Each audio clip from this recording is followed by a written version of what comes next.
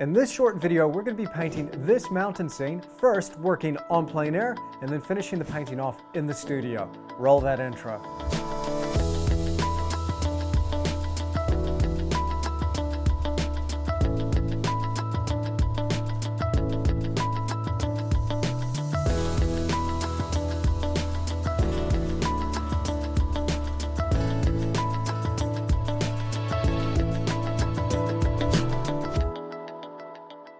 Welcome back to the studio. My name's Andrew, and if you're new here, this is the place where we talk about all things to do with oil painting, sketching, and also creative careers with the Creative Endeavor podcast. So if that sounds like it might interest you, consider subscribing. Now, in this video, I'm going to be painting this little scene from Roys Peak. This is an amazing location located just outside of Wanaka in the South Island of New Zealand. It was an epic, grueling walk. But then once we got to the top of that lookout, this amazing view just presented itself. Let's go and paint on plein air. How's it going? We're just climbing, Rachel and I. She's with me this time. We're going up Roys Peak in Wanaka. We just started the walk and already I'm breathing like this. So not a good sign. It's about a 6-hour return. But hopefully at the top of the walk, we'll get a really nice view, maybe even find a spot to do a little painting. This should be fun.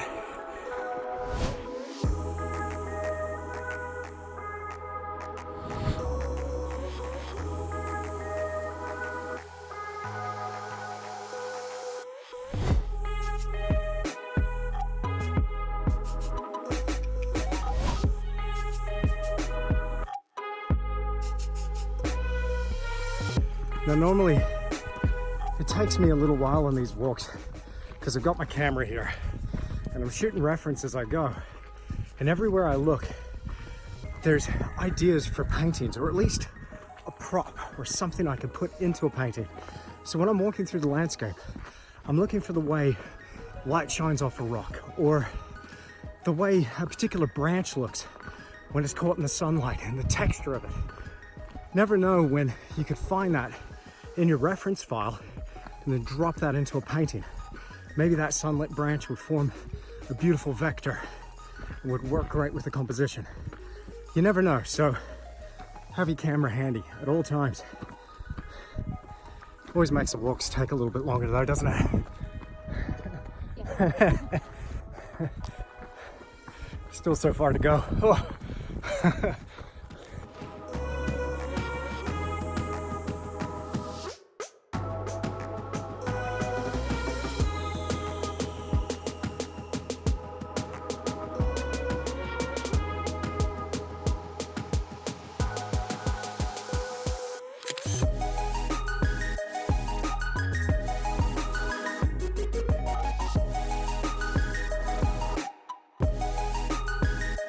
I'm working in my favorite 8x10 POCHADE box. This thing is great because it carries all the gear I need and it doesn't weigh a whole lot, so it's fantastic if I've got a long way to hike. Now before I get stuck into the painting itself, I'm going to shoot some photographic reference so I have something to look at when I get back to the studio. Because chances are I probably won't finish this painting off out here in the field. It's going to get a bit too cold to sit up here for very long. Now you've no doubt heard me talk about painting plein air before, but what I really love about it is as long as you've got your POCHADE box and your paints with you, everywhere you go is your studio. And how good is this for a studio space? With so many different angles and views to choose from, I decide on this view looking up towards Glendhu Bay because I just love that composition and the winding way that that river leads the eye all the way into those distant peaks.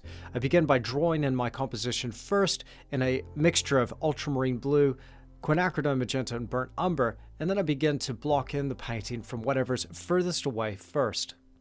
Now, at this time of year, the light is moving pretty quickly, so I've got to be fast when I'm knocking in this color.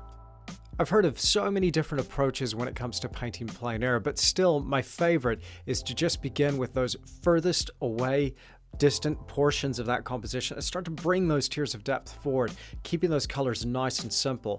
So here I'm just starting with the sky. Again, my combinations are ultramarine blue and cobalt teal with titanium white. and then I gradually turn up the intensity of those colors as I bring this all forward. I'm also using here more flats and filberts. I'll use some of those daggers later on in the process, particularly when we get back to the studio. But here, this is just carrying a lot of paint, and it's helping me cover that ground quickly, which is the name of the game when painting on plein air. If I need more precision, that Tisch dagger is perfect. I've left a little void here where the highlights of these clouds have got to go, as well as some of this snow line here. For any given on plein air session, I'll use anywhere between 5 to 10 brushes. It just depends on the subject. Here with this painting, I've used a variety of different shapes and different kinds of fibers in that brush as well. Here, I'm using a synthetic flat. Again, this is helping with even more precision with those sharp, chattered lines of those highlit snowy peaks. You may have heard me talk about yellow before in painting landscapes, and often when it comes to painting warm highlights, there's a tendency to go too yellow. This will kill our depth. So any of the warmth that you see here, I gradually approach by adding in a bit of burnt sienna with my ultramarine and cobalt teal and a touch of quinacridone magenta. It's about subtly approaching these colors and turning up that saturation as we come forward. That allows the depth to reveal itself throughout the process. I'm keeping everything nice and loose, and I really enjoy the way some of that burnt sienna wash is showing through the gaps in the brushwork. This adds a little pop of warmth and vibrancy throughout the painting. I try to organize the composition into zones and then just work from one zone to another, gradually bringing edges together, but evaluating everything as its own unique shape with its individual characteristics. This allows me to make better judgment calls about what I'm seeing out in nature. I noticed that some of these mid-ground hills are showing up much darker than what is in the very far distance in those shadowed slopes. So by adding more ultramarine blue and burnt umber and increasing the saturation of some of these color notes here, it's allowing that depth to reveal itself even more. And this will get more and more intense as we bring the composition forward towards the foreground. But it's a question of time here as to how long I'll be able to sit up, because at this point, my hands are absolutely frozen. I don't know if you'll notice by the shot here, but I'm actually at the same level as those snowy peaks. And yes, I know I should have brought gloves. Yeah, I'll remember that next time. So at this point, it's become pretty clear to me that I'm not going to finish the painting here in one sitting. I will have to take this back to the studio. But this has still been such a valuable exercise in learning what nature does by just observing it very closely and trying to work out how to mix those colors that I'm seeing in front of me. All of these lessons are valuable takeaways that I can bring back into the studio, and this will inform my bigger studio paintings. There's never a wasted session when you're painting on plein air. Sometimes when we're out painting plein air, things don't always go to plan, and I do try to prepare as best as I can. Of course, I checked the weather forecast, but I wasn't quite ready for how cold that wind would be on top of that mountain. I should have guessed. So if I had gloves and I had warmer socks, maybe I could have stayed up there a bit longer and finished off this painting. But I now have an opportunity to draw on that experience of having been up there working from observation, and I can finish this off now with some photographic references. Now, one of the areas that I really want to focus on is that foreground. Bring that to a close and then go back into the background, finish this painting off with some nice detail techniques. Let's get stuck into it. Now out in the field, I was pretty hasty with some of the lines in the foreground, so I want to shore up this aspect of the composition and make sure I finish this bottom portion off nicely. I'm loosely following my photographic reference. What I'm going for here is just a nice arrangement of shapes, nothing too distracting. Now I go back into the very distance of the composition once again and start to work over that dried layer. I was using Liquid Original when I painted this outside, and I'm going to carry on with that medium here in the studio. What I want to do is just improve that vibrancy of the color and start to add a bit to the body of the paint itself. In the sky, the combinations of colors are relatively simple, mainly titanium white mixed with Kremnitz white, ultramarine blue, cobalt teal, and quinacridone magenta. If I need more gray for cloud shadows, for instance, I'll use a little bit of burnt umber. I'm careful not to go overboard with this because by adding too much, it can cause those clouds to go too warm and I'll lose coordination with the sky itself. I'm going to paint this in before worrying about the highlights of those clouds, which then get added in with a very fine ivory dagger brush or a pointed round. Because the blue in the sky is still wet, I get to feather and blend those edges, creating more softness in the clouds. A perfect tool for this is using a filbert evergreen synthetic brush. This is great for tamping down some of those ridge lines that are left in that thick paint. I revisit some of those shapes and colors in the mountains towards the top of the composition and just go back and define some of these edges. A perfect tool for this, again, is a synthetic filbert. This one's a little longer though. It holds its shape very well, and I'm able to get more definition up here in these mountains, but also maintain a nice painterly quality. Every aspect of this painting will get covered with a fresh layer of paint. I do want to go quite detailed with the image, so it almost looks hyper-realistic. However, when we look at the painting up close, I still want it to have a little bit of a painterly quality. This is a tough balancing act, but it's something that I've been working on for several years, and I'm getting closer and closer with every painting. It's still a real challenge to work out where to go all out with that detail and where to hold back. It's a balancing act, but very, very tough to get just right. Sometimes the more detailed we go, the less realistic it looks. And similarly, if we're too loose, it just hasn't communicated everything about the scene that we need to express. Maybe this is just a personal preference, but for me, I'm going for something somewhere in the middle between hyper-realistic and painterly. Now, it's still the same palette that I'm using in the studio as I used out in the field. Very simple combinations of colors here. The only slight change here to this palette is I have swapped out burnt sienna and yellow ochre for transparent yellow oxide, and that's sitting just between the burnt umber and the white. Now, I've been using a mix of titanium and Crimnitz white because sometimes Crimnitz can be a little bit too transparent and we need that opacity and that punch given by the titanium. But too much titanium and it's a little too opaque and it completely blows out our tonal dynamic. So here, by going for a mix of 1 part titanium to 2 parts Crimnitz, we have a good balance in our white. And we have that structural integrity afforded by having more lead white in each of our mixes. That transparent yellow oxide is great for achieving some natural looking greens and adding to the saturation as I bring the depth forward. Notice here on this little grassy delta how much stronger that yellow is compared to those distant slopes.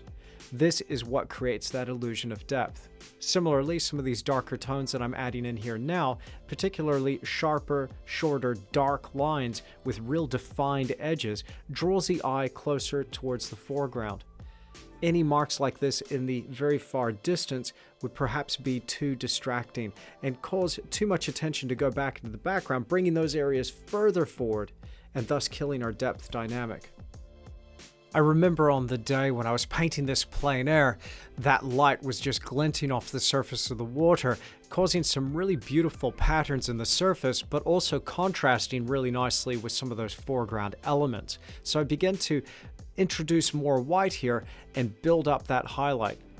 Now I'm going to leave it there for now. I'm going to come back once that area is dry and layer even more light over the top. It's just a nice tonal base for now. And because I'm using Liquid Original, it's allowing me to layer one thing over another after about 24 hours.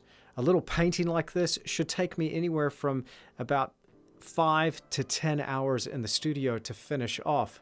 But by using that liquid, it makes it very convenient to be able to continually add and build up that surface in the painting. With a very fine synthetic pointed round, I can reach into the painting and just highlight small areas where the light's glinting off little rivers. I love this in terms of the compositional aspect. It's forming a really beautiful vector, leading the eye into the painting. When painting realism, it always helps to hold back. If we rush into painting light too quickly, we can blow out our tonal dynamic before we've even started. So here, what I try to do is save my tonal best for last. And you would have heard me say that in several of my videos. Creating light is all about control. We only have so far that we can go within our tonal dynamic. So if we use those highlights too early on in the process, they don't register in contrast with anything else. But by holding back and keeping everything relatively muted and darker, when we add those little highlights of color or those little deep shadows, it starts to make this look more and more realistic. So it absolutely pays to hold back with our tones in the initial part of the process. The same is true for texture, and nothing reflects more light than thick white paint. Now I could go overboard with some of these highlights here, but all I'm after is just some gentle ridge lines in the brushwork to catch that light shining down from above and to build up this highlight a little bit more. Now when building up texture in a painting, I'll use liquid impasto medium. This dries incredibly quickly. Now I'll never use more than 25% medium in my mixes. Any more than this, we could run into problems down the track with either yellowing, disadhesion, or cracking. I've achieved pretty consistent results by using liquid over the years. The only time I've run into any problems at all is when I've just used too much of it and tried to achieve a real fluid mixture just using way too much liquid. This is when disadhesion, yellowing, or cracking can occur. But again, at a ratio of 20 to 25%, no problem at all. We're going to have that added flexibility that liquid will give our paint layers, which will also help make our paintings last a bit longer. I'm going back in with this synthetic pointed round and carefully sculpting around these mountainous slopes, lifting out individual highlights where that snow is catching the sun from above. And in some of these areas, I've used more of that liquid impasto as well to allow these marks to stand proud of that surface. Again, nothing catches and reflects light like thick, light paint. Now those synthetic brushes hold their shape really well, but I do take very good care of them. After every painting session, I'm sure to thoroughly clean those bristles. I'm using pure gum turpentine for the cleaning, and if it's going to be a while between painting sessions, I'm using an Art Spectrum brush and hand cleaner as just a way to restore those bristles and make sure that they're nice and soft for every time I go to do a painting. As always, you can find links to the materials that I use in the description below the video. I'm saving some of my most intense colors here for the very end of the process and starting to use that cadmium lemon and cadmium red, along with transparent red oxide and transparent yellow oxide. This is allowing some more of those golden notes of this sunlit brush here on the side of the mountain to catch more light. But I'm reserving this most intense saturation for here in the immediate foreground, creating more color contrast between this area and whatever is furthest away in the painting. For those final light touches, these little pinpoints of brilliant sunlight, what I'm doing is mixing pure titanium white in with just a touch of that liquid impasto. Now, titanium white is much brighter than standard lead white, so this is going to reflect more light back to the viewer. I'm using a stippling technique across the surface to just build up that texture and create the indication of some of these little spots of light across the surface in a nice random way. I'll go back and revisit some of these highlights across the little rivers, snaking their way into the distance. Once I've deposited a little bit of a highlight, I'll go back and sculpt it and push it down, make sure that it has the right shape to reflect just enough light.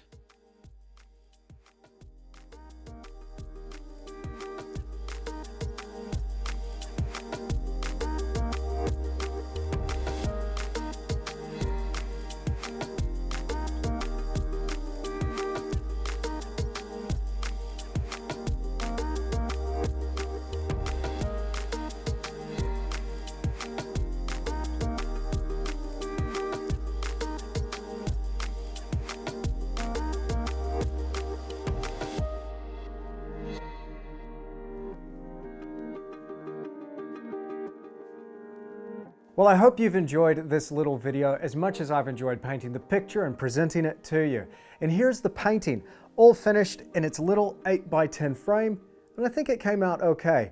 You know, it still amazes me how much detail you can pack into such a little panel. It's only 8x10, but maybe I got a bit carried away with those 00 pointed rounds. But all in all, pretty happy with it.